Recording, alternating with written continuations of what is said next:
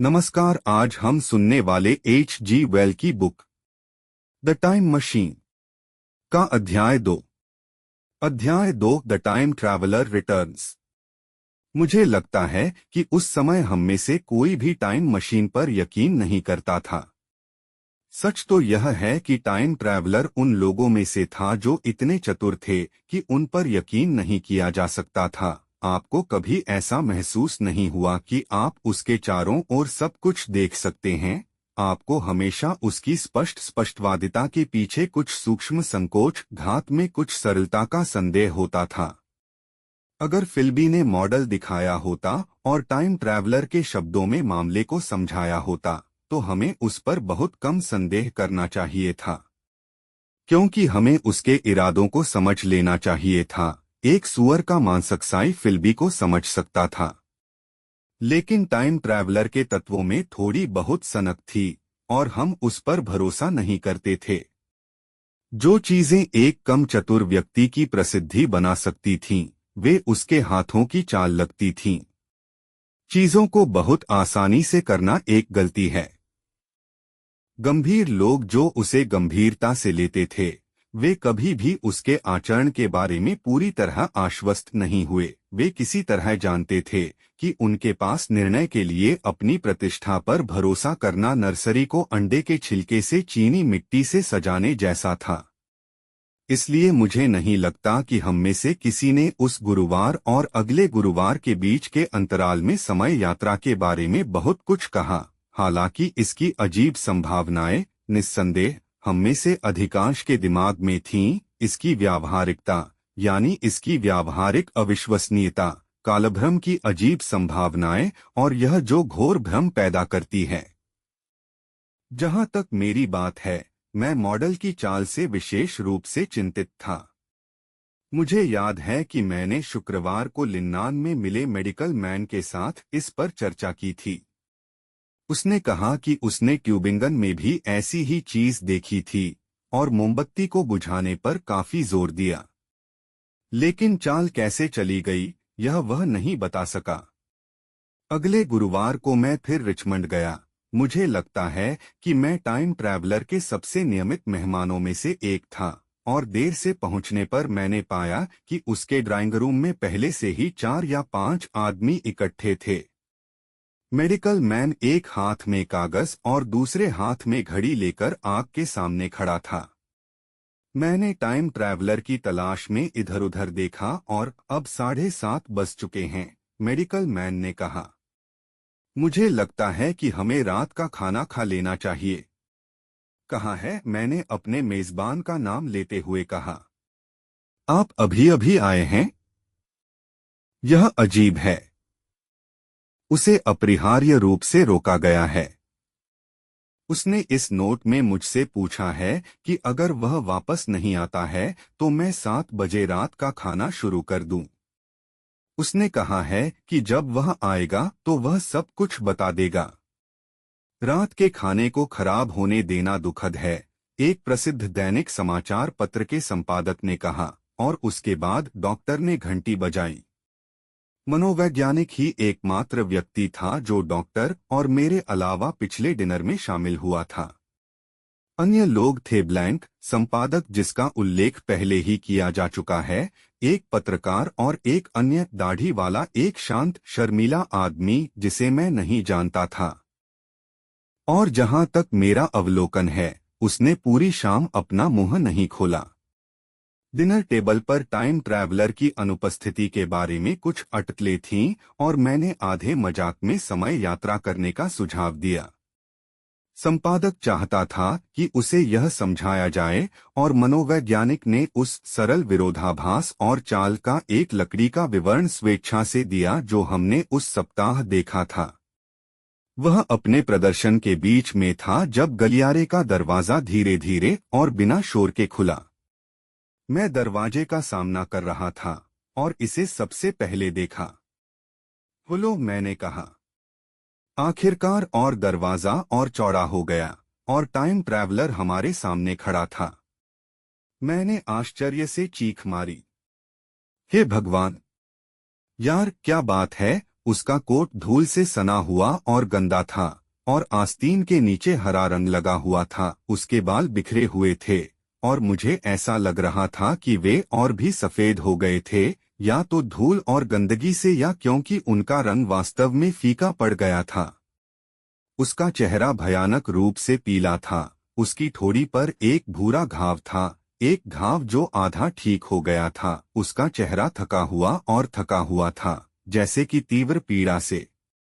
एक पल के लिए वह दरवाजे पर झिझका, जैसे कि वह प्रकाश से चकाचौंध हो गया हो। फिर वह कमरे में आया। वह बिल्कुल ऐसे लंगड़ाकर चल रहा था जैसा मैंने पैरों में दर्द वाले आवारा लोगों में देखा है। हम चुपचाप उसे देखते रहे, उससे बोलने की उम्मीद करते हुए। उसने एक शब्द भी नहीं कहा, लेकिन दर्द से मेज पर आया और शराब की ओर इशारा किया।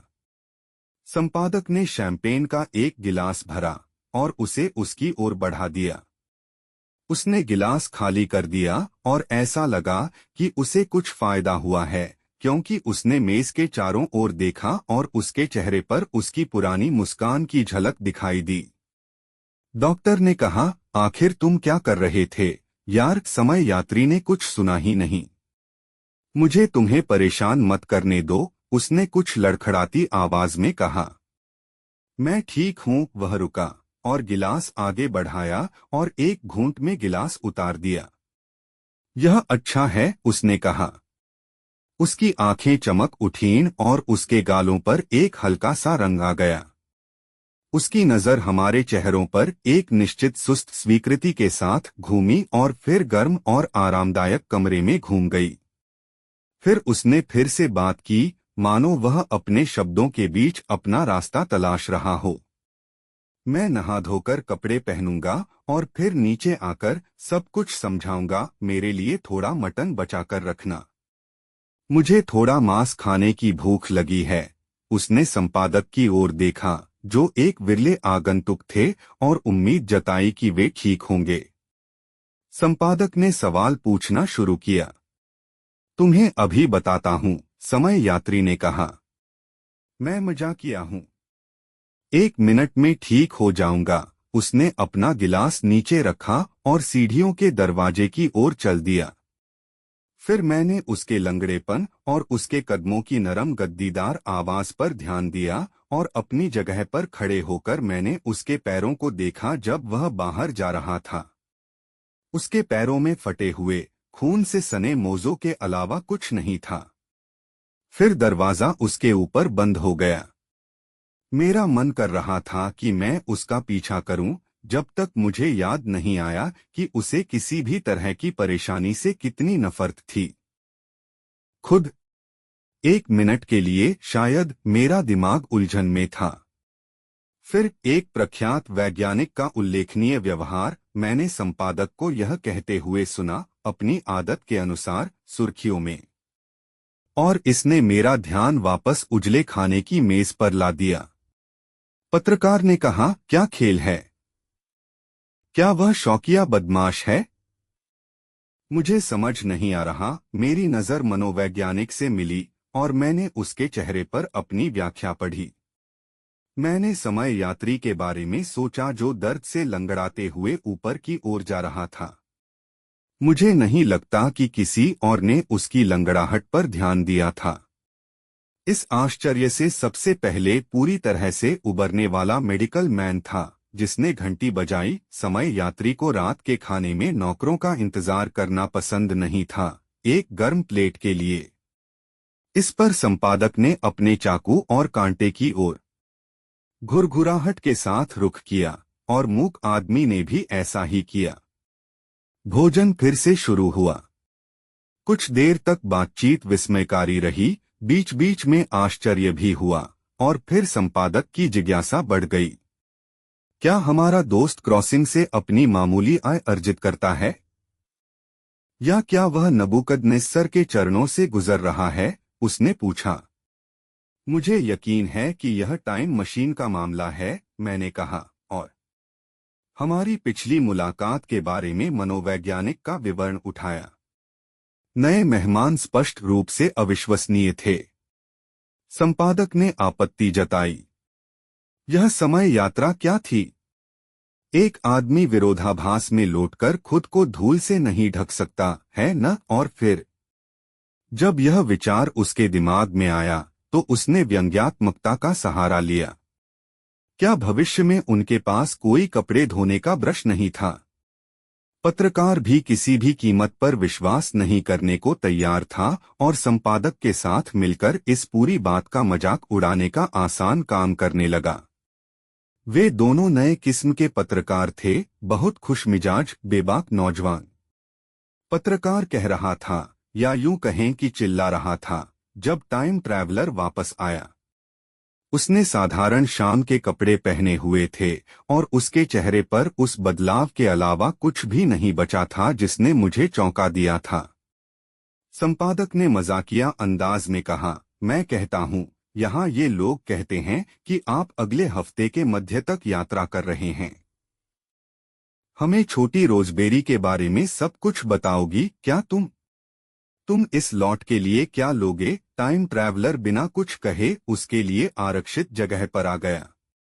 वह अपने पुराने अंदाज में चुपचाप मुस्कुराया। उसने कहा, मेरा मटन कहाँ है? मांस में कांटा घुसाना कितना मजेदार है, संपादक ने कहा। कहानी को धिक्कार है, समय यात्री ने कहा। मुझे कुछ खाने को चाहिए। जब तक मेरी धमनियों में पेप्टोन नहीं पहुंच जाता, मैं एक शब्द भी नहीं बोलूंगा। धन्यवाद। और नमक? एक शब्द, मैंने कहा। क्या आप समय यात्रा कर चुके हैं? हाँ, समय यात्री ने अपना मुंह भरकर सिर हिलाते हुए कहा। संपादक ने कहा, मैं एक पंक्ति के लिए 1 शिलिंग दे सकता हूं, एक शब्दशः नोट के लिए। समय यात्री ने अपना गिलास खामोश आदमी की ओर बढ़ाया और अपने नाखून से बजा, जिस पर साइलेंट मैन, जो उसके चेहरे को घूर रहा था, ऐंठ गया और उसे शराब पिला दी। बाकी का डिनर असहज था मेरे लिए। अचानक मेरे होठों पर सवाल उठते रहे और मैं कहने की हिम्मत करता हूं कि बाकी लोगों के साथ भी ऐसा ही था। पत्रकार ने हैरी पॉटर के किस्से सुनाकर तनाव को कम करने की कोशिश की। टाइम ट्रैवलर ने अपना ध्यान अपने खाने पर लगाया और एक आवारा की तरह भूख प्रदर्शित की। मेडिकल मैन ने सिगरेट पी और अपनी पलकों के माध्यम से टाइम ट्रैवलर को देखा। साइलेंट मैन हमेशा की तुलना में और भी अधिक अनाड़ी लग रहा था और घबराहट के कारण नियमित रूप से और दृढ़ संकल्प के साथ शैंपेन पी रहा था। अंत में टाइम ट्रैवलर ने अपनी प्लेट हटा दी। मैं बस भूखा था। मैंने बहुत बढ़िया समय बिताया है। उसने सिगार के लिए अपना हाथ बढ़ाया और सिगार का सिरा काट दिया। लेकिन धूम्रपान कक्ष में आ जाओ। यह कहानी बहुत लंबी है, जिसे चिकने प्लेटों पर नहीं सुनाया जा सकता। और गुजरते हुए घंटी बजाते हुए वह बगल के कमरे में चला गया। क्या तुमने ब्लैंक देश और चॉस्को मशीन के बारे में बताया है? उसने मुझसे कहा, अपनी आराम कुर्सी पर पीछे झुकते हुए और 3 नए मेहमानों के नाम बताते हुए। लेकिन यह बात एक विरोधाभास है, संपादक ने कहा। मैं आज रात बहस नहीं कर सकता। मुझे आपको कहानी सुनाने में कोई आपत्ति नहीं है, लेकिन मैं बहस नहीं कर सकता। मैं आपको कहानी सुनाऊंगा, उसने कहा। अगर तुम चाहो तो मैं तुम्हें वह कहानी सुनाऊंगा जो मेरे साथ हुई है, लेकिन तुम्हें बीच में बोलने से बचना चाहिए। मैं इसे बताना चाहता हूं बुरी तरह से। इसका अधिकांश हिस्सा झूठ जैसा लगेगा। ऐसा ही हो। यह सच है, इसका हर शब्द सब एक जैसा। मैं 4 बजे अपनी प्रयोगशाला में था और तब से मैंने 8 दिन जिए हैं। ऐसे दिन जो किसी इंसान ने पहले कभी नहीं जिए। मैं लगभग थक गया हूं, लेकिन जब तक मैं यह बात तुम्हें नहीं बता दूंगा, मैं सोऊंगा नहीं। फिर मैं बिस्तर पर जाऊंगा। लेकिन कोई रुकावट नहीं। क्या यह सहमत है? सहमत हूं, संपादक ने कहा, और हम में से बाकी लोगों ने सहमत हूं कहा। और इसके साथ ही समय यात्री ने अपनी कहानी शुरू की, जैसा कि मैंने इसे आगे बढ़ाया है। वह पहले अपनी कुर्सी पर वापस बैठ गया और एक थके हुए आदमी की तरह बोला। बाद में वह और अधिक उत्साहित हो गया। इसे लिखते समय मैं कलम और स्याही की अपर्याप्तता को बहुत अधिक तीव्रता से महसूस करता हूं, और सबसे बढ़कर अपनी खुद की अपर्याप्तता, इसकी गुणवत्ता को व्यक्त करने में। आप पढ़ते हैं, मैं मानता हूं, काफी ध्यान से, लेकिन आप वक्ता के सफेद, ईमानदार चेहरे को छोटे से दीपक के चमकीले घेरे में नहीं देख सकते हैं, न ही उसकी आवाज का उच्चारण सुन सकते हैं। आप नहीं जान सकते कि उसकी अभिव्यक्ति उसकी कहानी के मोड़ का अनुसरण कैसे करती है। हम में से अधिकांश श्रोता छाया में थे, क्योंकि धूम्रपान कक्ष में मोमबत्तियां नहीं जलाई गई थीं, और केवल पत्रकार का चेहरा और घुटनों से नीचे के पैर ही रोशन थे। पहले तो हमने एक दूसरे को बार बार देखा। कुछ समय बाद हमने ऐसा करना बंद कर दिया और केवल समय यात्री के चेहरे को देखा।